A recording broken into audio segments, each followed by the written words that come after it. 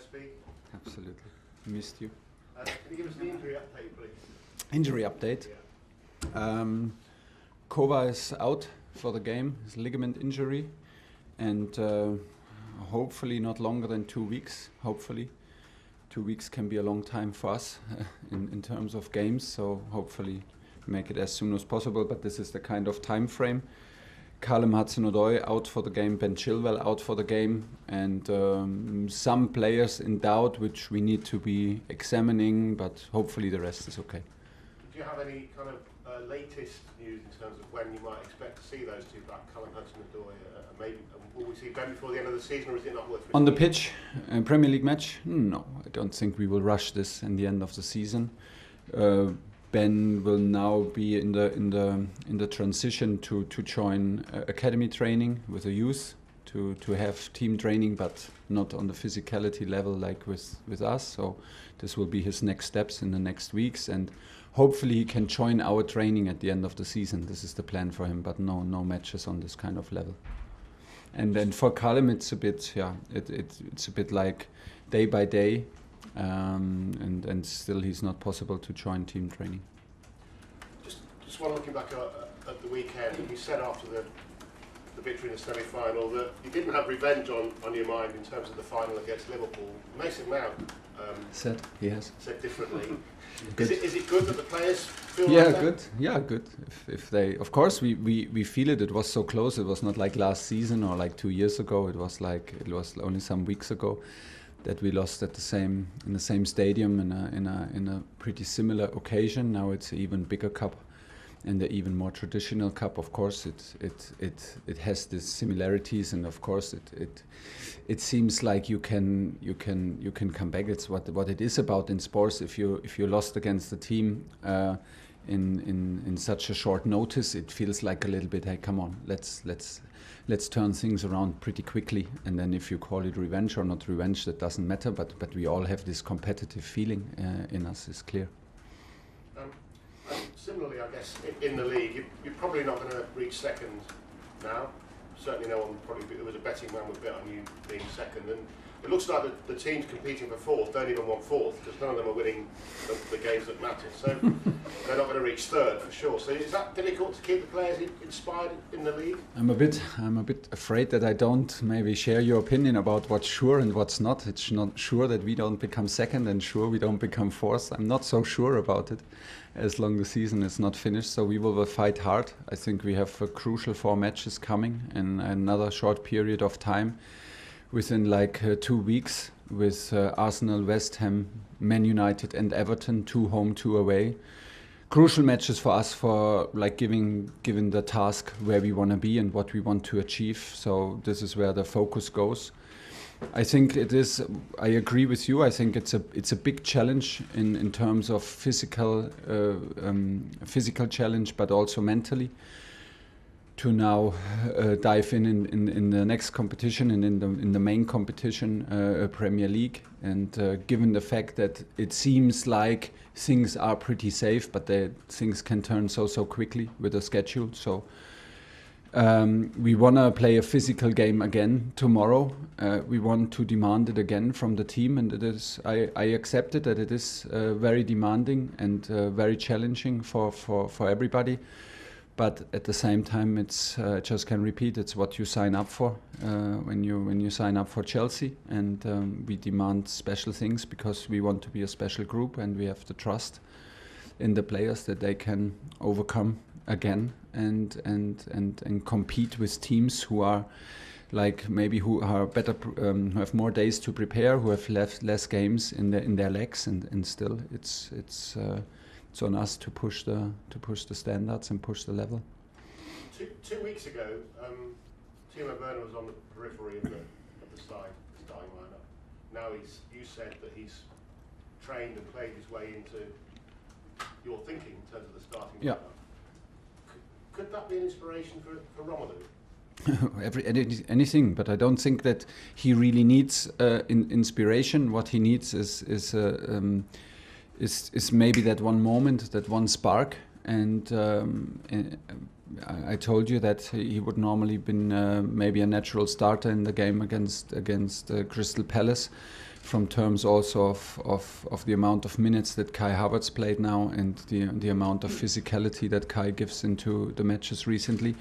But after a period of injury, he lacks simply like this stiffness and the fitness for matches, which is not like I don't point the finger on him. It's just a fact, and maybe it's not even his fault. It's just like this, and it's in the crucial time of the season where you need to have a certain rhythm. And if you see our matches and compare the difference between Brentford, Real Madrid, and then Southampton, Real Madrid.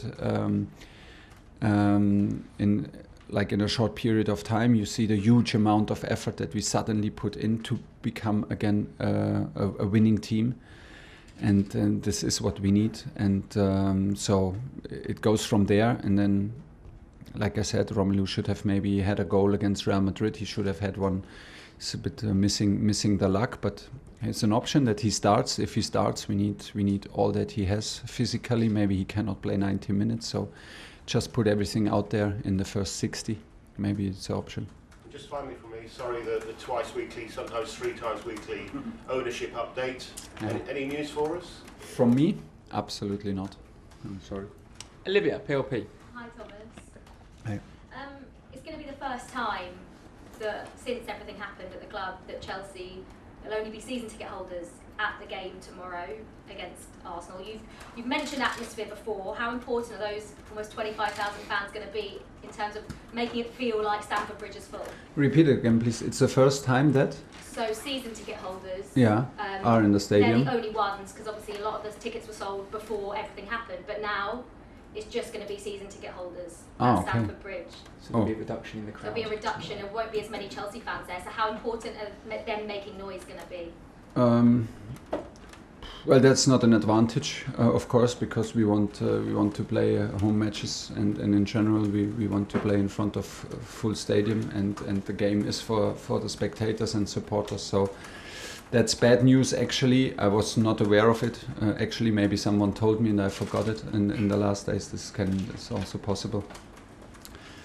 So let's turn things around, and maybe everybody is aware of that. So everybody pushes a little bit more because we lack quantity, but we should not lack quality of support. So I can only remind everybody of the match against Leicester last season after the Corona situation, where like it was the first time where spectators were allowed at the bridge, and it was like 15,000, and it felt like all the players said it felt like a full stadium. So hopefully we can be the spark to bring everybody into that kind of mood to give a little bit more than normal. I just want to ask about Trevor Chalobah. Had a brilliant season, but we haven't seen much of him recently. Yeah. What's that? Is there a reason behind that? Is it to do with injuries or? No, it's hard decisions at the moment. Maybe he feels that these decisions are against him, but there are 4 other players. We had recently Reece James playing in this position in the back 3 because of his physicality, of his speed against key players on the left side from opponents. Trevor played a lot and played a very, very good season so far. He had a little bit of dip of form some weeks ago, and since many weeks he's back in full shape in training. I have to say, we had a talk recently that I cannot prove it in the moment, or I cannot prove it with minutes and game minutes, but he is exactly at the level where he was in the beginning of the season, which is impressive because he overcame this kind of period where things felt a bit more difficult for him, like during the winter period where he had some mistakes and was not so comfortable on the pitch, and so reliable like we were used to be, which is also very normal.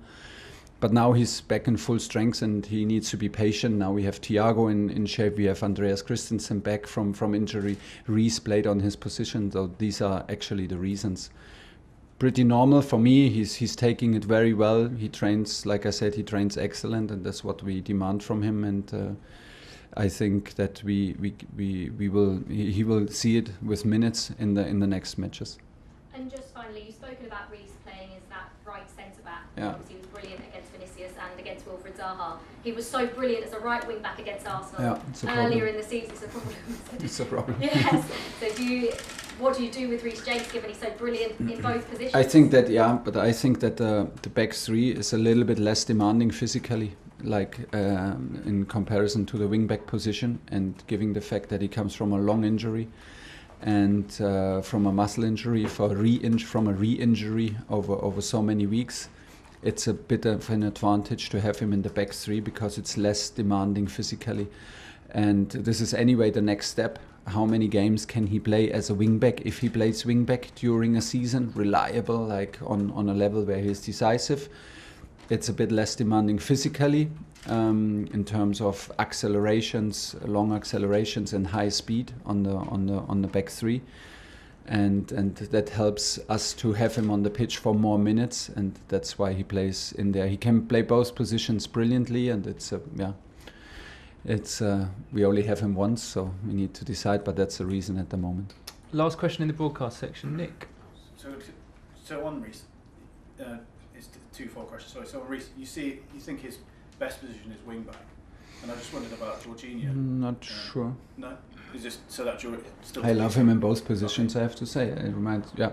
And just on Jorginho, obviously, we know how tough you are on the players in matches, and they understand that. There was, you were sort of urging him on, having words. How do you see where he is at the moment? Because obviously he's had a few injury issues, hasn't he, in the season? He's played injured.